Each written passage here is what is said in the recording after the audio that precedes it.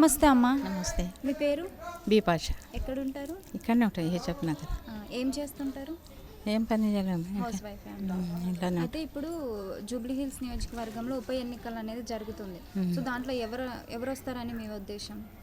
చేత ఆయన వస్తాడని చేత ఆయన వస్తాడని గుర్తు. అవునా? రేవంత్ రెడ్డి గారు. రేవంత్ రెడ్డి గారు వస్తారు. సో రేవంత్ రెడ్డి గారు పథకాలన్నీ మీకు అందుతున్నాయా? చెప్పిన పథకాలన్నీ అందుతున్నాయి. ఫ్రీ బియ్యము, సన్న బియ్యం. అవును, సన్న బియ్యం వస్తుంది. ఉందా? వండుకుంటా మంచిగా ఉంది. ఫ్రీ కరెంట్ వస్తుందా? వస్తుంది. అంటే ముందు ఎంత వస్తుండే మీకు కరెంటు? 8-7 అని వస్తుండే. ఓకే, ఇప్పుడు ఫ్రీగానే వస్తుంది. ఫ్రీగా ఉంది. ఓకే, మరి ఫ్రీ బస్ పెట్టారు కదా, దాంట్లో వెళ్తున్నారా? వెళ్తున్నాం. ముందు వెళ్ళాలంటే ఛార్జెస్ అయ్యేది, ఫ్రీగానే వెళ్తున్నాం. మంచిగా ఉంది అమ్మా, వెళ్తున్నాం. గ్యాస్ సిలిండర్ 500కి 500కి వస్తుందా మరి? వస్తుంది. అంటే రేవంత్ రెడ్డి గారి పరిపాలన ఎలా ఉందంటారు? మంచిగా ఉంది అమ్మా, మంచిగా చేస్తున్నారు.